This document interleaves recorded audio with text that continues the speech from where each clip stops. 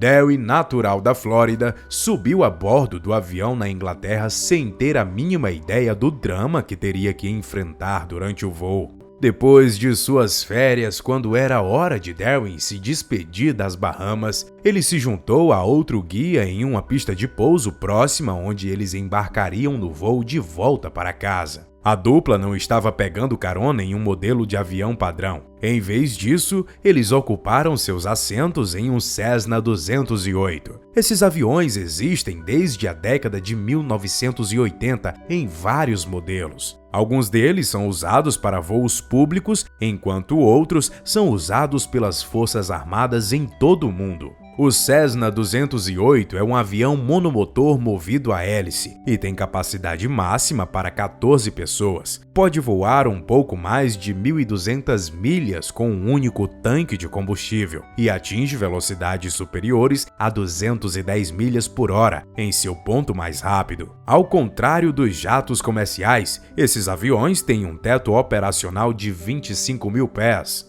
Darwin e o outro passageiro ocuparam seus assentos enquanto o piloto se preparava para a próxima jornada. A Flórida era o destino. Depois de concluir as verificações padrões finais, ele acelerou o motor único e subiu os céus das Bahamas em maio de 2022, mas o trio não tinha ideia do que os esperava, como sugerimos anteriormente. A viagem estava correndo bem. Darwin estava relaxado na área atrás da cadeira do capitão, olhando para o céu claro. Os homens estavam literalmente com os pés no assento diretamente à sua frente, tendo tirado os sapatos. Ele não tinha nenhuma preocupação naquele momento. Infelizmente para Darwin, essa paz e tranquilidade logo seriam destruídas e na mais horrível das circunstâncias. É um momento em que muitas pessoas temem quando viajam de avião. E se algo acontecer com o piloto? O que isso significaria para o resto dos passageiros? O vendedor de pisos estava prestes a descobrir da pior maneira possível. O piloto estava se remexendo em sua cadeira e informou a Darwin e ao outro viajante quando meio que fez um movimento brusco. Pessoal, tenho que dizer a vocês que não estou me sentindo bem. Preocupado, o marido de Brittany procurou reunir um pouco mais de informação. Talvez o piloto esteja passando por um ataque de enjoo ou algo assim. Se fosse assim tão simples, o piloto responderia. Então, ele perguntou: "O que há de errado?" E o piloto respondeu: "Estou com dor de cabeça e estou confuso. Simplesmente não me sinto muito bem." Essas são as últimas palavras que você quer ouvir do seu piloto em qualquer lugar. Darwin rapidamente revidou e disse: "O que precisamos fazer?" E nesse ponto ele não respondeu nada. Ele já havia terminado, mas ele não respondeu. Os dois passageiros foram amedrontados pelo silêncio e poucos momentos depois de o piloto compartilhar suas preocupações, o capitão desmaiou em sua cadeira. Se este fosse um avião maior com uma tripulação maior, sem dúvida haveria um copiloto disponível para lidar com a situação. Mas Darwin não tem esse luxo aqui. Ele e o segundo passageiro estavam sozinhos. Felizmente, o piloto não caiu para frente sobre os controles. Ele está em uma posição de luta na cadeira. Apesar da sorte, Darwin podia claramente ver como as coisas ficaram ruins de repente. O futuro pai se dirigiu para os bancos da frente e ele foi saudado por uma visão de um pesadelo do lado de fora da janela. Ele viu a superfície do mar que estava rapidamente engolindo o campo de visão de Darwin. Ele sabia que a aeronave agora estava saindo do céu em espiral. Tudo o que vi quando cheguei à frente foi água pela janela. Certamente eu sabia que estava vindo rápido. Era uma cena que parecia ter saído em um filme de ação de Hollywood, mas a situação era tão real quanto possível.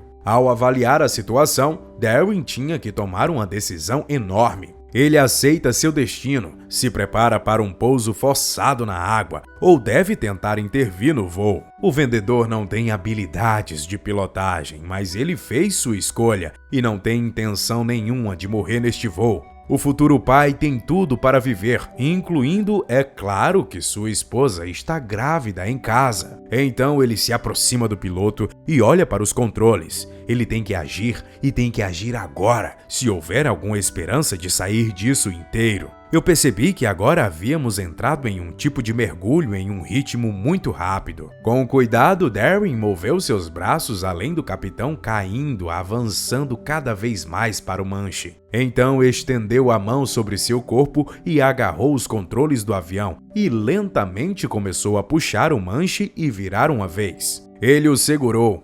Decidiu arrastá-lo firmemente de volta para ele enquanto também se movia para a direita. Ele podia não ter experiência de pilotagem, mas o fã de pesca e suas viagens de avião anteriores influenciaram em seu pensamento. E naquele ponto, Darwin estava ciente de que um puxão forte no manche poderia fazer o motor da aeronave parar. Não apenas isso, mas a velocidade tinha que ser levada em consideração também, porque sabia que se subisse e puxasse de uma vez, o avião iria estourar. Eu também sabia que no ritmo que estávamos indo, provavelmente estávamos indo muito rápido, e isso iria arrancar as asas do avião. Felizmente, a avaliação mais lenta de Darwin conseguiu tirar o avião do mergulho e voltar para uma posição estável. O trabalho duro ainda não tinha acabado. Embora tivesse conseguido estabilizar um pouco o voo, o piloto, ainda inconsciente, estava sentado na cadeira. O segundo passageiro o moveu da cadeira para seu lugar. Neste ponto, Darwin podia finalmente sentar no controle sem obstruções. Naquela situação, ele é o piloto de fato.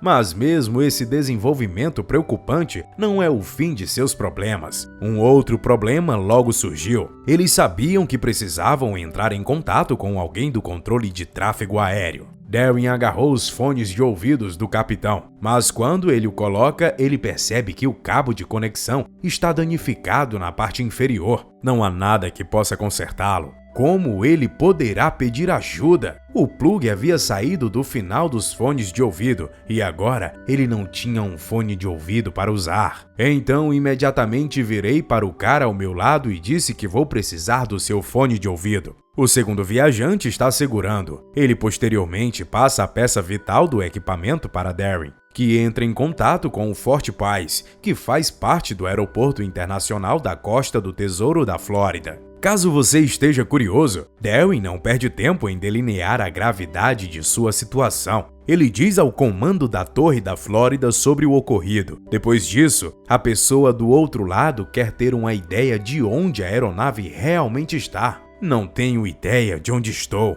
Pois bem, e o que você vê? Eu vejo o estado da Flórida e vejo um pequeno aeroporto.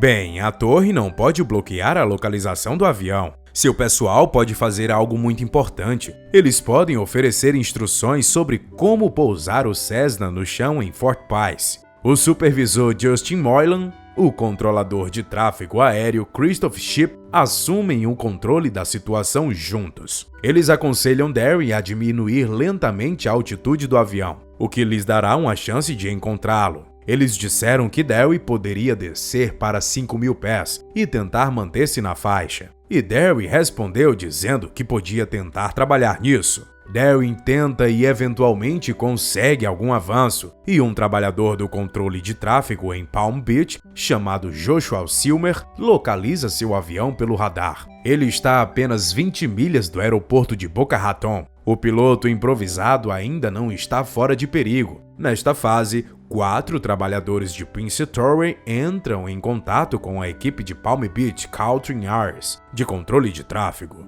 Eles, por sua vez, procuram alguém que possa ajudar o piloto de primeira viagem. O instrutor de voo certificado Robert Morgan teve que ser chamado de volta de seu intervalo para se juntar ao grupo. Robert conhece bem os aviões Cessna. Ele passou muito tempo trabalhando ao redor deles, então você pode entender por que o chamaram para o caso. Há apenas um problema com o qual ele não está tão familiarizado, com o tempo que Darwin está voando. Apesar disso, o instrutor começa a falar com Robert e pretende trazer Darwin direto para o Aeroporto Internacional de Palm Beach Boca Raton, que é o mais próximo dos dois para a sua posição, mas sua pista é bem menor. Então, o futuro pai começa a direcionar o avião em seu rumo seguindo os comandos da equipe. Ele espera ser capaz de chegar lá sem graves problemas. Depois de ouvir Robert o tempo todo, Darwin finalmente chega à pista de pouso. Ele recebe um resumo completo de como pausar um Cessna com segurança e ouve tudo atentamente. O que acontece é simplesmente inimaginável. Eles tocam a pista inteiros. Para Robert, a reta final provou ser a parte mais difícil de seu envolvimento nesta história. Você pode ver que a aeronave desapareceu brevemente de seu equipamento durante aquele período, deixando-o muito preocupado em entrar em mais detalhes. Eu sei agora. Então, eu estou tipo... Ei, eu não vejo mais você no meu radar. Eu só quero ter certeza que você ainda está aí. Você ainda pode me ouvir? Perguntava o instrutor de voo. O que você quer que eu faça? Darwin até teve uma sugestão durante um bate-papo com um programa de TV em maio de 2022. Darwin lembrou. Eu lentamente pisei no freio enquanto descia a pista e surpreendentemente me senti tão confortável com isso que comuniquei ao cara e eu disse: Ei, eu estou me sentindo muito confiante nos freios e em tudo. Vocês querem que eu saia da pista para que eu possa limpar isso? Mas eles não previram isso quanto ao que aconteceu em seguida. Darwin continuou. Eu disse obrigado por tudo e eu joguei o fone de ouvido no painel e fiz a maior oração que já fiz na minha vida. Foi quando todas as emoções suprimidas finalmente explodiram. O piloto que havia passado mal foi levado para um centro médico próximo após o pouso na Flórida, e eu fiz uma oração de agradecimento. Mas a última parte da oração, e a parte mais forte, foi para o cara lá atrás, porque eu sabia que não era uma boa situação e o prognóstico inicial era muito sombrio. Os médicos não acreditavam que ele sobreviveria, mas o piloto felizmente provou que todos estavam errados. Ele recebeu alta no final daquele mês depois de passar por uma recuperação improvável. Enquanto isso, Darwin também manteve-se firme em sua decisão de não falar com Brittany, até que a aeronave tivesse pousado em segurança. Ele disse que todos o perguntaram como teria sido se ele tivesse caído